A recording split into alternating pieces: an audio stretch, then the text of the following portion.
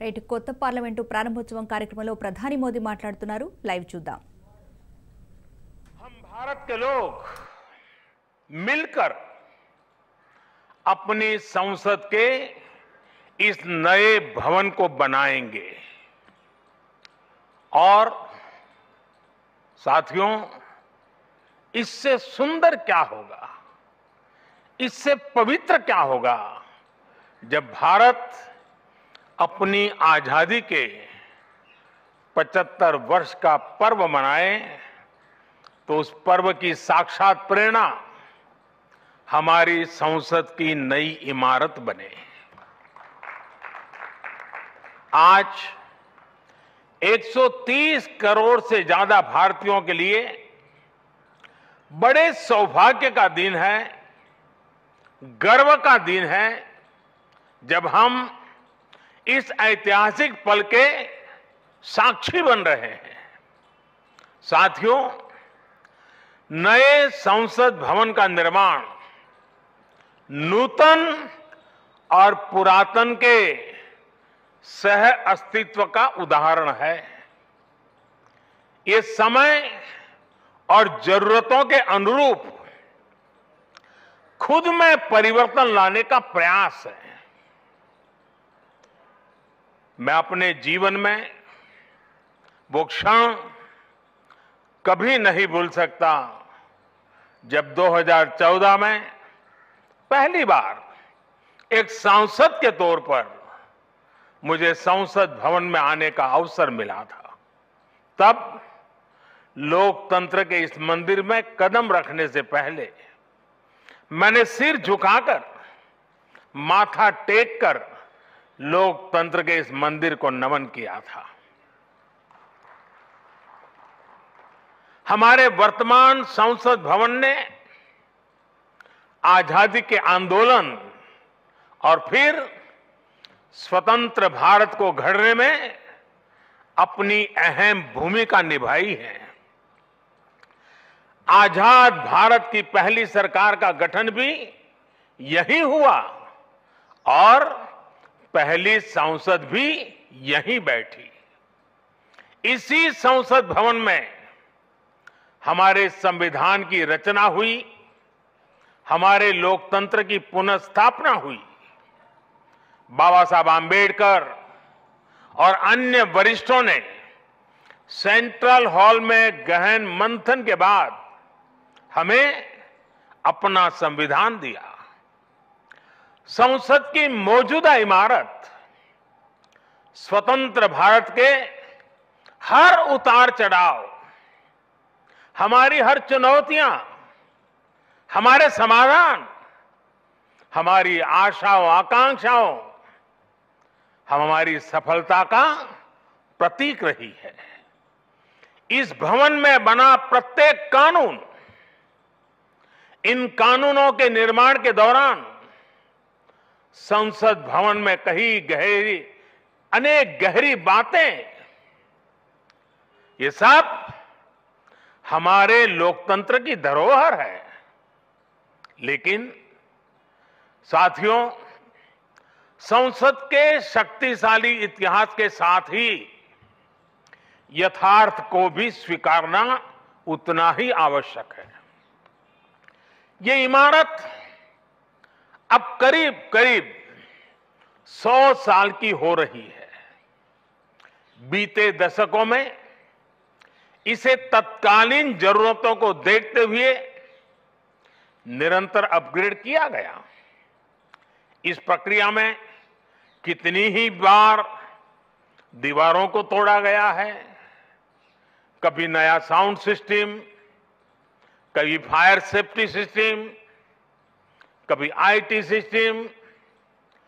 लोकसभा में बैठने की जगह बढ़ाने के लिए तो दीवारों को भी हटाया गया। इतना कुछ होने के बाद संसद का ये भवन अब विश्राम मांग रहा है। अभी लोकसभा अध्यक्ष जी भी बता रहे थे कि किस तरह बरसों से मुश्किलों भरी स्थिति रही है, बरसों से नए संसद भवन की जरूरत महसूस की गई है।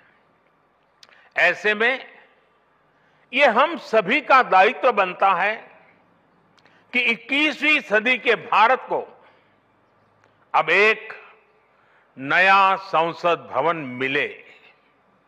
इसी दिशा में आज ये शुभारंभ हो रहा है और इसलिए आज जब हम एक नए संसद भवन का निर्माण कार्य शुरू कर रहे हैं तो वर्तमान संसद परिषद के जीवन में नए वर्ष भी जोड़ रहे हैं। साथियों, नए संसद भवन में ऐसी अनेक नई चीजें की जा रही हैं जिससे सांसदों की एफिशिएंसी बढ़ेगी, उनके वर्क कल्चर में आधुनिक तौर तरीके आएंगे। अब जैसे अपने सांसदों से मिलने के लिए उनके संसदीय क्षेत्र से लोग आते हैं, तो अभी जो संसद भवन है उसमें लोगों को बहुत दिक्कत होती है, आम जनता को दिक्कत होती है, नागरिकों को दिक्कत होती है। आम जनता को अपनी कोई परेशानी अपने सांसद को बतानी है, कोई सुख दुख बांटना है, तो इसके लिए भी संसद भवन में स्थान की बहुत कमी महसूस होती है। भविष्य में प्रत्येक सांसद के पास ये सुविधा होगी कि वो अपने क्षेत्र के लोगों से यही निकट में ही, इसी ये विशाल परिसर के बीच में ही उनको एक व्यवस्था मिलेगी ताकि वो अपने संसदीय क्षेत्र से आए लोगों को उनके सुख दुख बांट सके।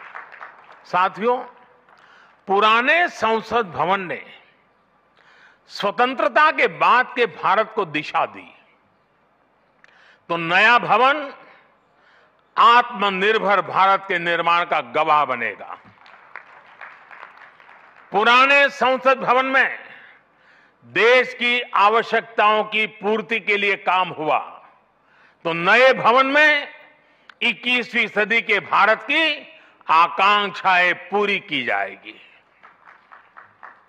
जैसे आज इंडिया गेट से आगे नेशनल वॉर मेमोरियल ने राष्ट्रीय पहचान बनाई है, वैसे ही संसद का नया भवन अपनी पहचान स्थापित करेगा। देश के लोग, आने वाली पीढ़ियां नए भवन को देखकर गर्व करेगी कि ये स्वतंत्र भारत में बना है। आजादी के 75 वर्ष का स्मरण करते हुए इसका निर्माण हुआ है। साथियों, संसद भवन की शक्ति का स्रोत, उसकी ऊर्जा का स्रोत हमारा लोकतंत्र है। आजादी के समय किस तरह से एक लोकतांत्रिक राष्ट्र के रूप में भारत के अस्तित्व पर संदेह और शंकाएं जताई गई थी, ये इतिहास का हिस्सा है।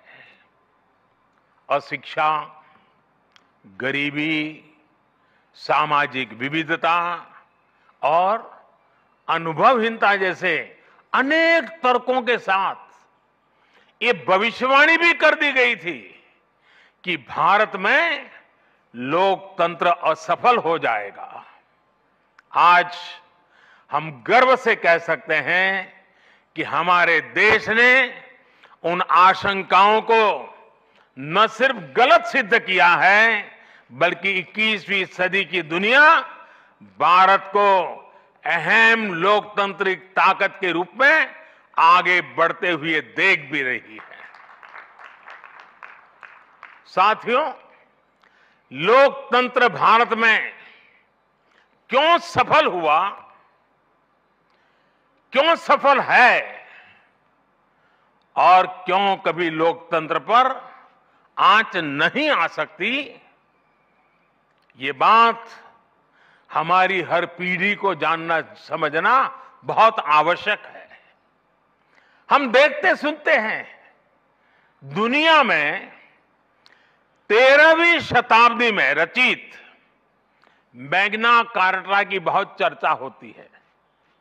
कुछ विद्वान इसे लोकतंत्र की बुनियाद भी बताते हैं, लेकिन ये भी बात उतनी ही सही है कि मैग्ना कार्टा से भी पहले 12वीं शताब्दी में 12th सेंचुरी में ही भारत में भगवान बसवेश्वर का अनुभव मंटपम अस्तित्व में आ चुका था।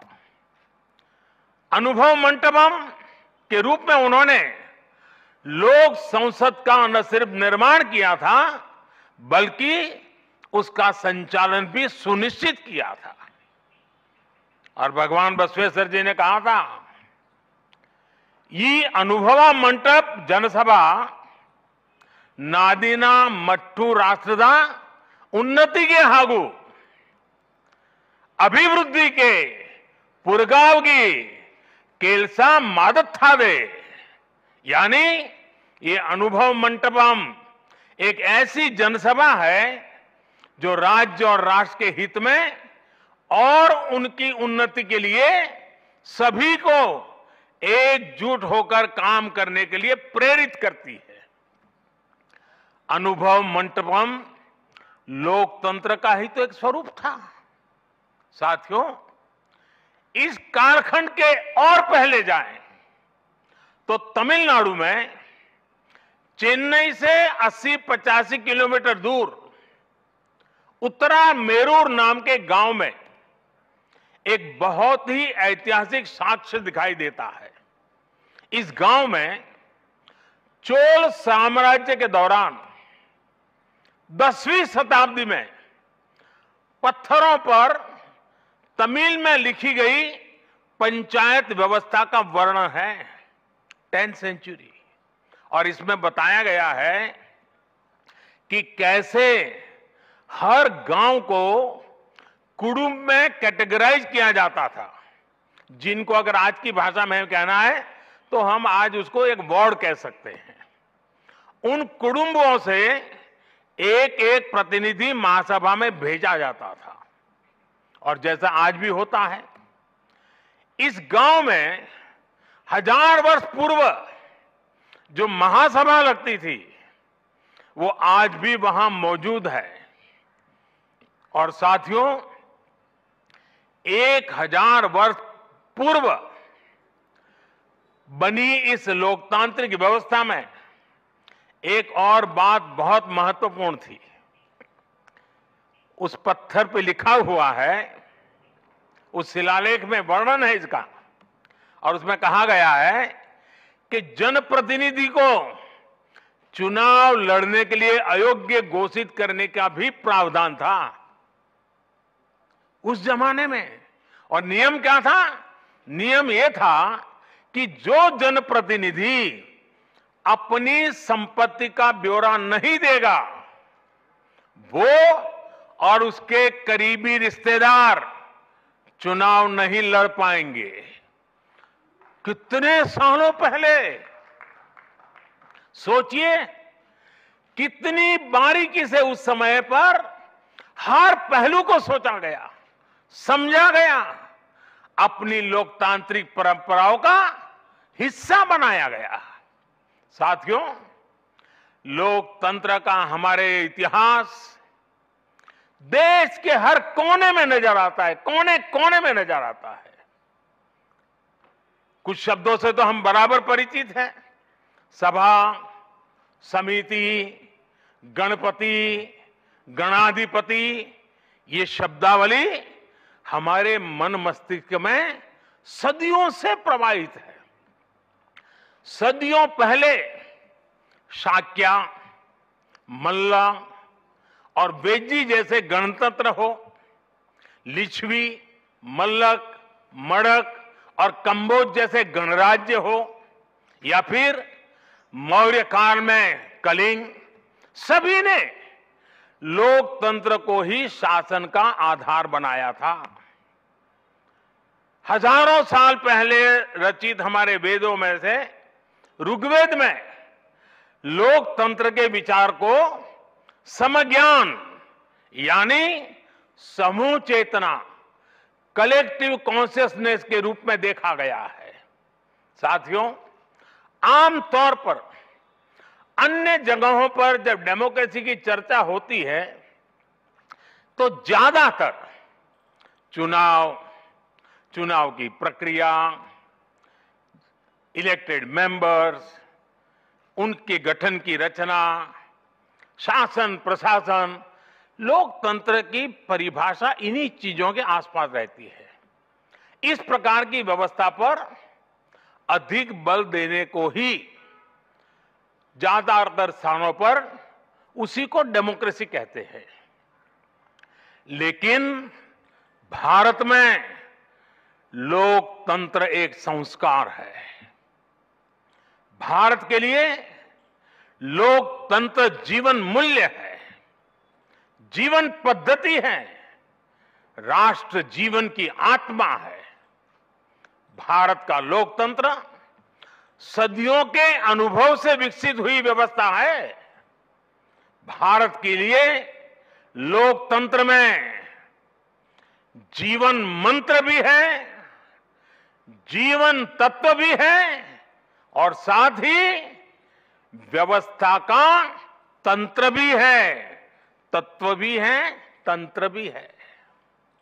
समय समय पर इसमें व्यवस्थाएं बदलती रही, प्रक्रियाएं बदलती रही, लेकिन आत्मा लोकतंत्र ही रही।